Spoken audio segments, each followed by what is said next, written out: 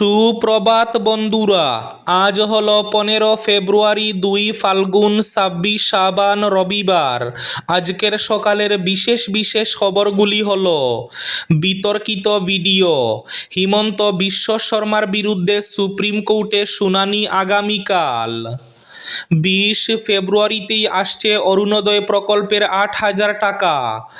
10 বছরে বুনিয়াদ, আগামী 5 বছরে নতুন দিগন্তে পৌঁছাবে অসম। সরকার হলে প্লেন নামবে ব্রহ্মপুত্রে, ঘোষণা মুখ্যমন্ত্রী হিমন্ত বিশ্ব শর্মার। ব্রহ্মপুত্র নদীর তলদেশে ভারতের প্রথম twin tube under water rail সড়ক সুড়ঙ্গ নির্মাণের অনুমোদন।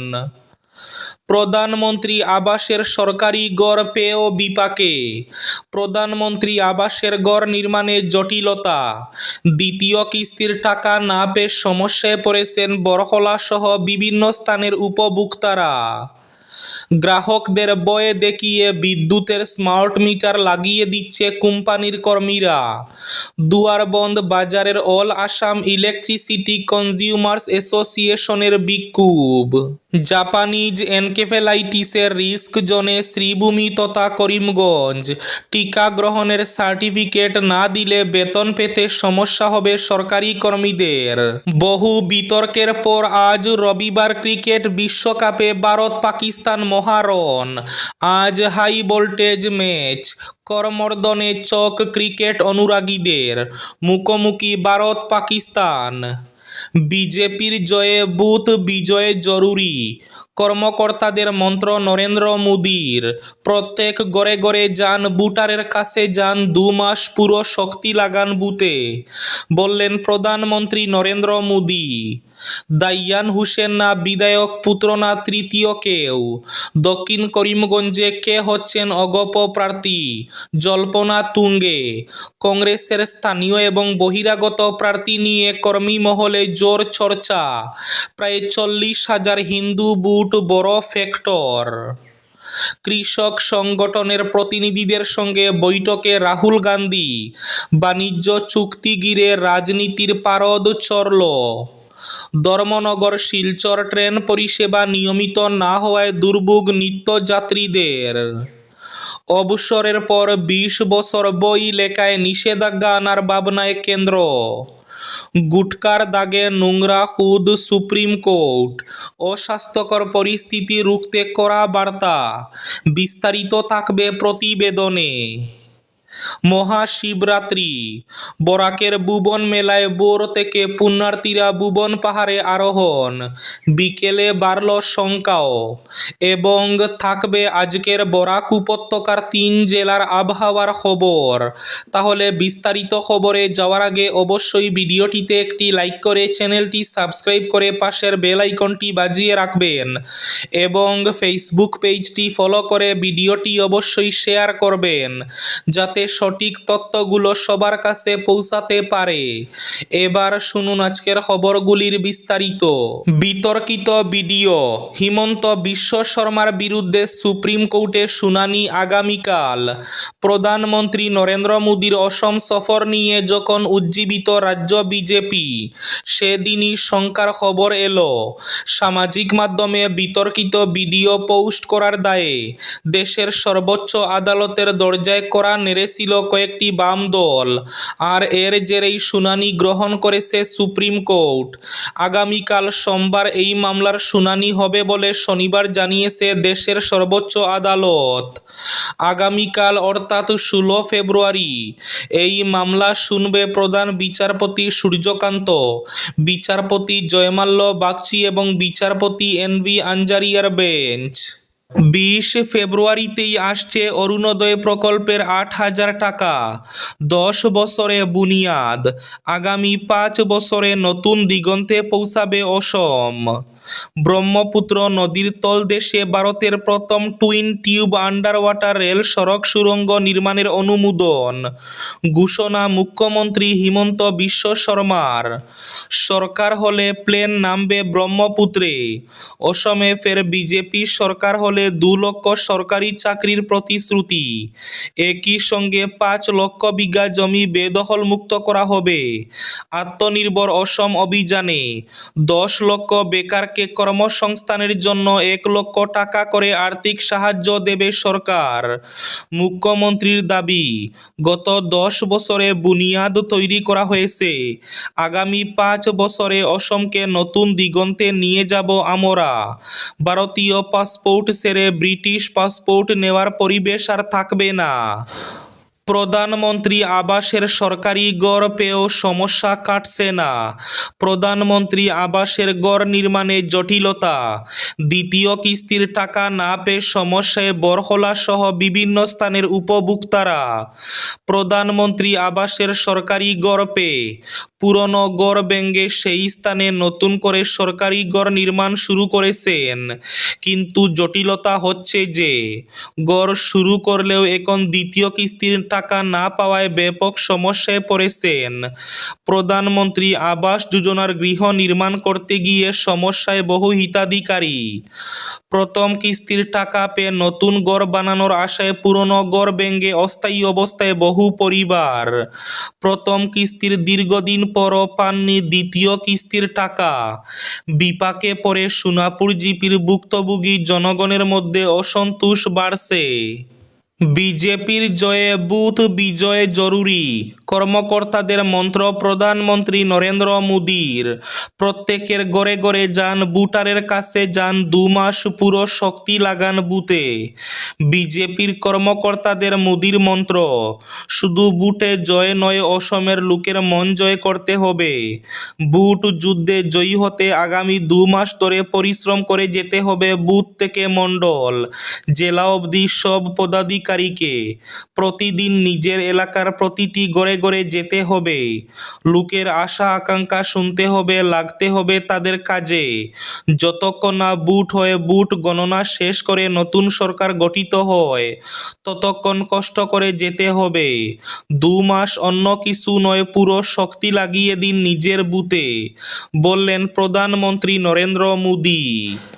কৃষক সংগঠনের প্রতিনিধিদের সঙ্গে বৈঠকে রাহুল গান্ধী। বাণিজ্য চুক্তি ঘিরে রাজনীতির পারদ চড়ল। ভারত মার্কিন বাণিজ্য চুক্তি ঘিরে দেশ জুড়ে রাজনীতিক বিতর্ক তীব্রতর হয়েছে। শনিবার দেশের 17টি কৃষক সংগঠনের প্রতিনিধিদের সঙ্গে বৈঠক করেন লোকসভার বিরোধী দলনেতা রাহুল গান্ধী। বৈঠকে এই চুক্তির ফলে কৃষি খাতে সম্ভাব্য প্রভাব নিয়ে উদ্বেগের কথা তুলে ধরেন সংগঠনগুলির নেতারা। অন্যদিকে রাহুল গান্ধীর এই পদক্ষেপকে নাটক বলে কটাক্ষ করেছে বিজেপি। জানা গেছে, বৈঠকে উপস্থিত কৃষক প্রতিনিধিরা আশঙ্কা প্রকাশ করেন যে ভুট্টা, সয়াবিন, তুলো, ফল, বাদাম চাষিরা এই চুক্তির জেরে ক্ষতিগ্রস্ত হতে পারেন। তাদের অভিযোগ, আমদানি নীতিতে পরিবর্তন এলে দেশীয় উৎপাদকের উপর চাপ বাড়তে পারে। সংসদেও বিষয়টি তুলে কেন্দ্রকে আক্রমণ করেছেন রাহুল গান্ধী। রাহুল গান্ধী কৃষকদের আশ্বস্ত করে বলেন, এই চুক্তি কৃষি আমদানির দরজা খুলে দিয়েছে এবং ভবিষ্যতে আরও ফসলের আওতায় আসতে পারে। তিনি দেশব্যাপী আন্দোলনের প্রয়োজনীয়তার কথা উল্লেখ করেন।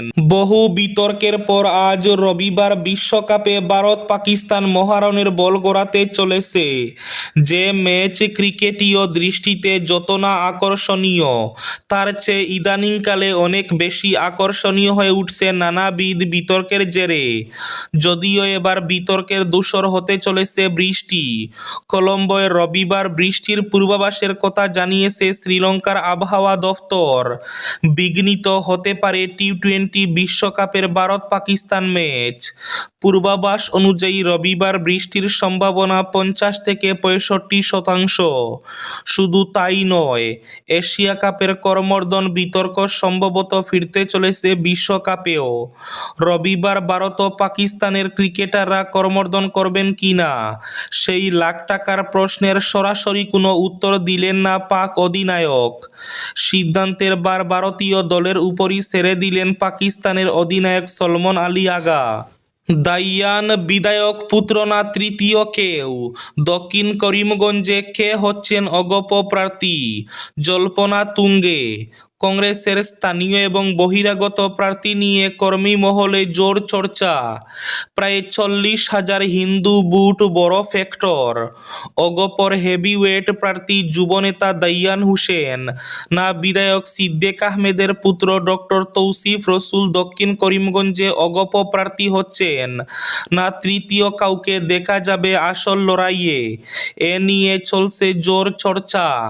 আসন্ন বিধানসভা নির্বাচনকে সামনে রেখে গোটা রাজ্যের সঙ্গে দক্ষিণ করিমগঞ্জ বিধানসভা কেন্দ্রেও রাজনৈতিক উত্তাপ ক্রমশ বেড়ে চলেছে। শ্রীভূমি জেলার 4টি বিধানসভার কেন্দ্রের মধ্যে 124 নম্বর দক্ষিণ করিমগঞ্জ বিধানসভা কেন্দ্রটি বেশ আকর্ষণের বড় কেন্দ্রবিন্দু হয়ে দাঁড়িয়েছে, কেননা এই বিধানসভা কেন্দ্রটি মুসলিম সংখ্যালঘু অধ্যুষিত। গত লোকসভা নির্বাচনের আগেই বিধানসভা ভিত্তিক ডিলিমিটেশনে শ্রীভূমি জেলার 5টির মধ্যে একটি বিধানসভা আসন কর্তন করা হয়। পাতারকান্দি, রাতাবাড়ি, বদরপুর ও উত্তর করিমগঞ্জ বিধানসভা আসন থেকে এক বড় অংশ ভোটার দক্ষিণ করিমগঞ্জের সঙ্গে জুড়ে দেওয়া হয়। গুটকার দাগে নোংরা খুদ সুপ্রিম কোর্ট। অস্বাস্থ্যকর পরিস্থিতি রুখতে কড়া বার্তা। আদালত চত্বর জুড়ে লাল দাগ, দেয়ালের কোণ, ওয়াশ বেসিন, পানীয় জলের জায়গা সবখানে গুটকার পিক, তুতু ফেলা। এই অস্বাস্থ্যকর পরিস্থিতি নিয়ে ক্ষুব্ধ সুপ্রিম কোর্ট। অবশেষে পরিষ্কার পরিচ্ছন্নতা বজায় রাখতে কড়া নির্দেশিকা জারি করল সুপ্রিম কোর্ট। নির্দেশিকায় বলা হয়েছে, আদালতে আসা অনেকেরই পান মশলা, গুটকা এবং তামাক চিবানোর অভ্যাস রয়েছে। এরপর তারা আদালত প্রাঙ্গণের বিভিন্ন জায়গায় থুতু ফেলছেন। এর ফলে শুধু পরিবেশ নোংরা হচ্ছে না, জল নিকাশি ব্যবস্থাও ক্ষতিগ্রস্ত হচ্ছে। পাশাপাশি সংক্রমণের ঝুঁকির কথা উল্লেখ করেছে আদালত। শীর্ষ আদালত স্পষ্ট বলেছে, আদালত চত্বরে কোনো তামাকজাত পণ্য সেবন করা যাবে না এবং কোথাও থুতু ফেলা চলবে না। অবসরের পর 20 বছর বই লেখায় নিষেধাজ্ঞা আনার ভাবনায় কেন্দ্র। প্রাক্তন সেনাপ্রধান মনোজ মুকুন্দ নারাভানের আত্মজীবনী 4 স্টার্স অব ডেস্টিনি প্রকাশ নিয়ে তৈরি হওয়া বিতর্কে এবার বড় পদক্ষেপের পথে কেন্দ্রের মোদী সরকার। জানা গেছে, শীর্ষ সেনা আধিকারিক এবং আমলাদের অবসরের পর বই লেখা বা জাতীয় নিরাপত্তা সংক্রান্ত তথ্য প্রকাশে দীর্ঘমেয়াদী বিধিনিষেধ আরোপের প্রস্তাব উঠেছে। শুক্রবার মন্ত্রিসভার বৈঠকে 37টি এজেন্ডা থাকলেও নারাভানের বই ঘিরে বিতর্ক আলোচনায় আসে। সেখানে এক মন্ত্রী প্রস্তাব দেন, অবসরের পর অন্তত 20 বছর পর্যন্ত শীর্ষ পদাধিকারীরা যেন কোনো বই বা প্রকাশনার মাধ্যমে গোপন তথ্য প্রকাশ করতে না পারেন। খুব শীঘ্রই এ নিয়ে নির্দেশিকা জারি হতে পারে বলে ইঙ্গিত মিলেছে। আজকের বরাক উপত্যকার 3 জেলার আবহাওয়ার খবর। আজ বরাক উপত্যকার 3 জেলার আকাশ ফর্সা থাকার পূর্বাভাস। শিলচর কাছাড়ে আজ সর্বোচ্চ তাপমাত্রা থাকবে 27 ডিগ্রি সেলসিয়াস এবং সর্বনিম্ন তাপমাত্রা থাকবে 13 ডিগ্রি সেলসিয়াস।